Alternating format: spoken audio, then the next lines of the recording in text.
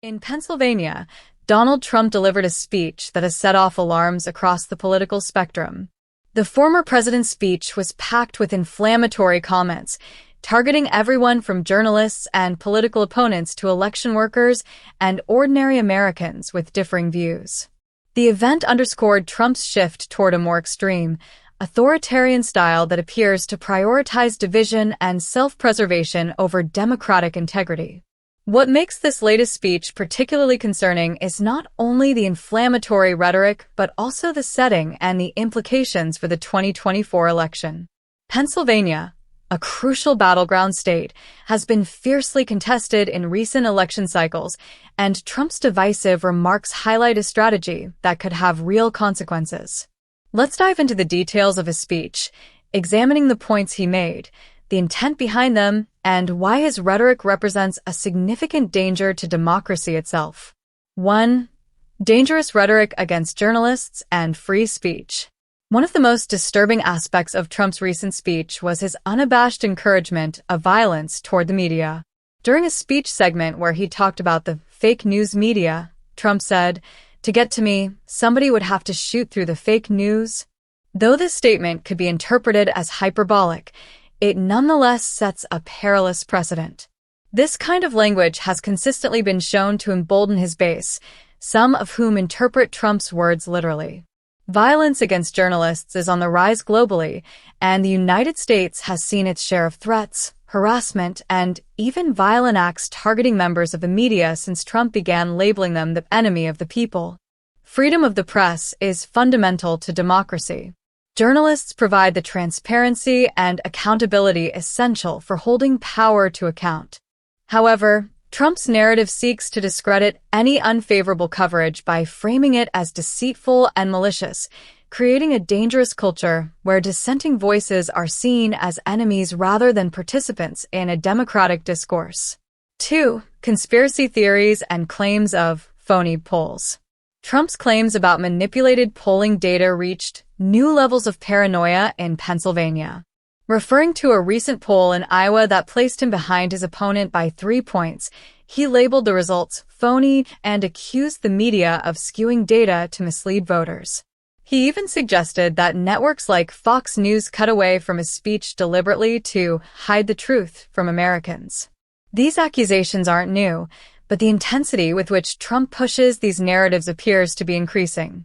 In his view, any data, result, or narrative that doesn't align with his self-image as the indisputable leader is manipulated and false.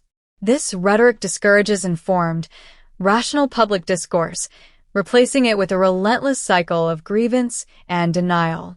3. The racehorse theory of genetic superiority. A particularly disturbing moment in Trump's speech was his revival of the so-called racehorse theory. This theory, which Trump has hinted at before, promotes the idea that intelligence and ability are genetically predetermined.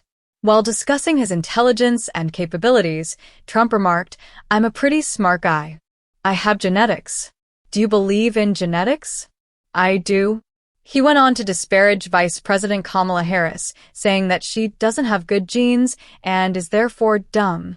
This rhetoric has profound implications. It subtly endorses eugenic ideas, suggesting a hierarchy based on racial or genetic superiority. Eugenics has a dark history, one that fueled racial purity movements and catastrophic policies throughout the 20th century. Trump's embrace of such ideas is a thinly veiled dog whistle to white nationalist groups, further stoking division at a time when racial tensions in the U.S. are already high. 4. Authoritarian yearnings and questioning the transition of power. Trump has often signaled his admiration for authoritarian figures worldwide, from Vladimir Putin to Kim Jong-un. During his Pennsylvania speech, he made a telling comment about the 2020 election, saying, "Honestly, I shouldn't have left," hinting at the notion that his departure from the presidency was illegitimate. This remark underscores his growing disdain for the electoral process and his reluctance to commit to a peaceful transition of power. Since 2020, Trump has repeatedly cast doubt on the legitimacy of U.S. elections, framing himself as the rightful president. This line of rhetoric directly undermines public confidence in the electoral process, planting seeds of doubt about the outcome of future elections. For Trump and his most ardent supporters, the election is only legitimate if he wins. Such an approach is anti-democratic and speaks to a mindset that values personal power over constitutional norms. 5. Climate change denial and environmental mockery. In a Pennsylvania autumn chill, Trump seized on the cool weather to mock concerns about global warming, saying, "See how cool it is today. They call this global warming." His comments reduce a scientifically complex and globally urgent issue to a punchline, dismissing years of research and the alarming realities of climate change. Trump's disregard for environmental concerns is not new, but as climate crises intensify, his rhetoric is not just outdated, it is dangerous. Such remarks undermine urgent climate action, encouraging his supporters to view the crisis as a hoax rather than a priority. Dismissing climate change perpetuates environmental inaction, resulting in increasingly severe consequences for current and future generations. 6. Revisiting old grudges against the Obamas. Trump has frequently used the Obamas as a target to stoke the flames of resentment among his base. In his recent speech, he returned to familiar grievances, referring to Barack Obama as his divider and using his middle name, Hussein, in an attempt to cast doubt on Obama's loyalty and origins. His comments on Michelle Obama, saying he was ready to go after her, echoed his past attacks, perpetuating racist undertones to appeal to his audience. Trump's relentless attacks on the Obamas are a strategic diversion.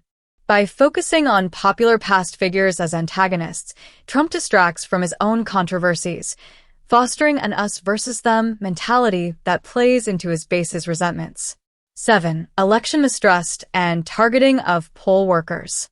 Throughout his Pennsylvania address, Trump urged his supporters to view election officials and poll workers as adversaries.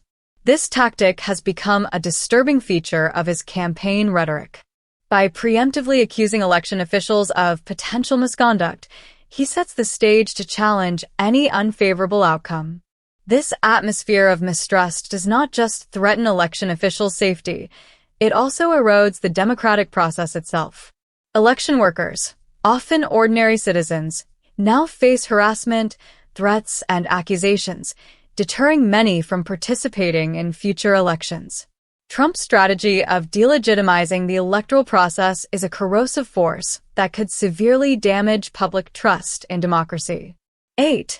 Comparing Trump's tactics to historical authoritarians. Historians have often noted similarities between Trump's approach and the rhetoric used by historical authoritarian leaders. From casting journalists as enemies to fostering loyalty through division, his strategies bear resemblance to those employed in past fascist regimes.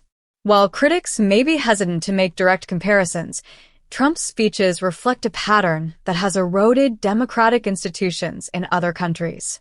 It is crucial to remember that democracies can erode gradually through the normalization of extreme rhetoric and policies that disregard democratic norms. Authoritarian figures often gain support by positioning themselves as protectors against a corrupt elite, demonizing dissenters, and casting doubt on democratic processes. 9. Understanding the consequences of Trump's rhetoric. The consequences of Trump's rhetoric are not abstract. Encouraging violence against journalists places reporters in physical danger. Casting doubt on election integrity destabilizes public faith in democracy, creating an environment where citizens begin to accept undemocratic solutions to maintain order. Trump's divisive rhetoric around race, media, and elections poses a genuine threat to national unity and democratic stability. At a time when polarization is at an all-time high, his words risk exacerbating divisions, encouraging violence, and making it harder for citizens to engage in constructive political discourse. 10. What can be done to counter Trump's dangerous rhetoric? Countering Trump's narrative requires a multi-pronged approach. Public figures, journalists, and citizens alike must remain vigilant, ensuring his statements are fact-checked and that democratic principles are defended. Equally important is the role of political leaders, who must clearly and publicly denounce any rhetoric that encourages violence, promotes division, or undermines democratic norms. Education also plays a crucial role. By informing citizens about the dangers of authoritarian tactics and providing historical context, Americans can be better prepared to recognize and resist such strategies. Awareness is a powerful tool, and ensuring that voters are well informed can help shield democracy from erosion.